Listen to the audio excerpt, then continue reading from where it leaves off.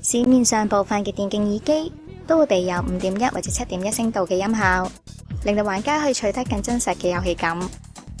Razer 針對電競而設嘅 TMX 7.1就透過10個嘅發聲單元組合成實體嘅7.1聲道，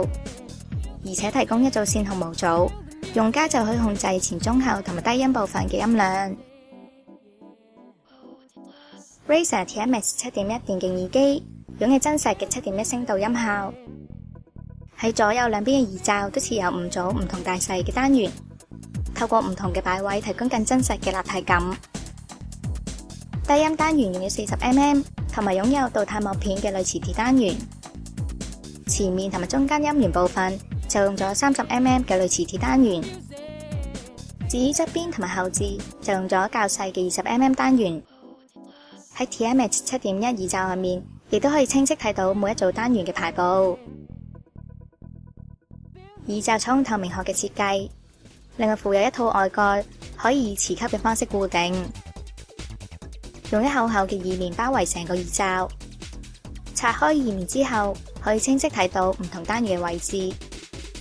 頂部設有彈性嘅支撐，迎合唔同大細頭型嘅用家。配合可以左右扭動嘅耳罩，遷就用家嘅耳仔，佩戴嘅時候非常舒適，而且隔音嘅表現亦相當理想。TMX 7.1耳機嘅接頭數目非常多，除咗7.1聲道嘅4組 3.5mm 接口之外，亦都備有多一組 3.5mm 嘅接口，用作 microphone 信號連接。所有嘅線材都充埋一齊，仲用咗尼龍嘅織成包裹。另外 TMX 7.1需要接上一組 USB 為控制器供電，控制器可以調校整體音量，針對每一個聲道進行音量調校，同埋控制 microphone 嘅音量大細或者靜音。唔少玩家都會另外備有一套揚聲器，為咗方便用家喺耳機同埋揚聲器之間切換，隨包裝附有一組揚聲器專用嘅轉換線，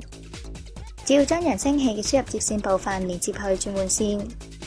然後插入 TMX 7.1嘅控制器上面，透過控制器上嘅按鈕就可以切換音訊去耳機或者揚聲器，非常方便。